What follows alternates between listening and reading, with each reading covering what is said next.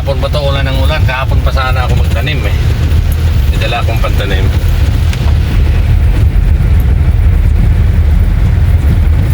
Kasalahan. Oh, lumakas man. Ulan.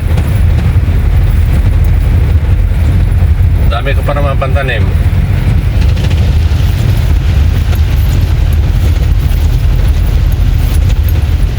Paulan, Madam Dengs. Nandiyan kasi si, ano ba yung bagyo na yun? May bagyo pero mahina lang. Kaya ito maulan. Tayo, kaliwa tayo din eh sa may Litsias. Litsias Santolop.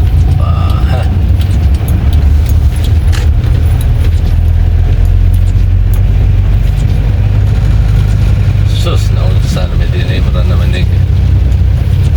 Gubat na.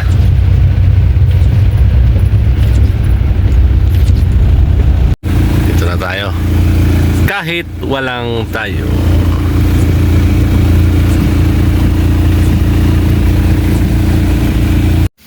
Good morning. Tapos na tayo magtanim.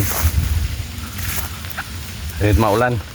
Hindi ko na lang pinakita yung ano pagtanim ko kasi maulan eh, mabasa yung cellphone. Oh.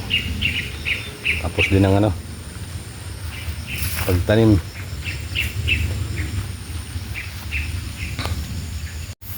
Ito na oh, kailangan naman kaya tumabalikan ating kamuti.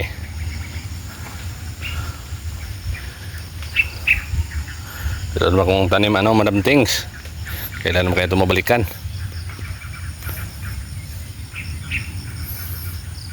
Oh, 25 ka puno.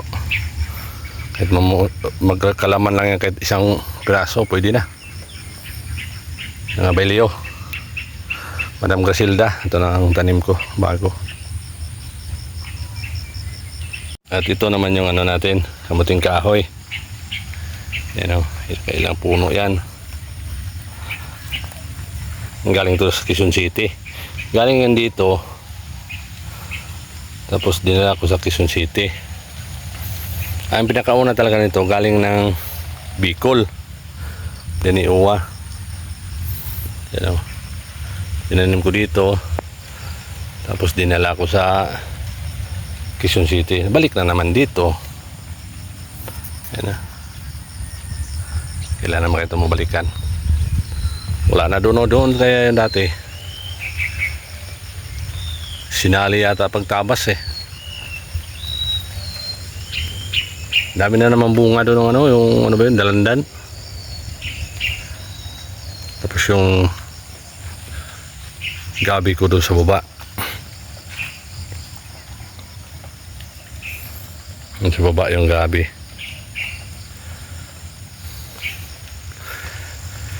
Yung mga guyabano pero alanganin pa oh. Yan oh. Ito pwede na siguro to. Ito pwede na to. Kaso ano, nilalanggam kasi. Ano? Meron sanang malaki doon, no? Kaso ang taas man.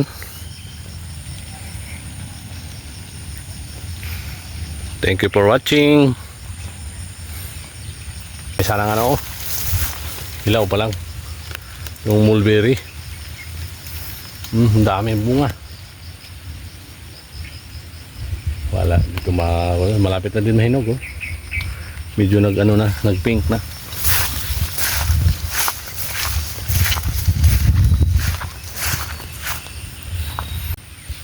Ito lang yung na-harvest natin, may puti-puti man yung guyabano. Meron pa pala ito. Pasok na ito sa balde. Yan lang na-harvest natin. Buko. Tapos may ano yung panggata, nyog. Ano, uwi na tayo. Ilang piraso na to? 1, 2, 6. 6 lang yung ano, guyabano. Marami pa sana doon kaso nalanganin. Tapos meron din doon, pwede na sana kaso ang taas. Uwi na tayo. Thank you so much sa panonood. Kailan naman kayo makabalik dito? Umulan pa rin.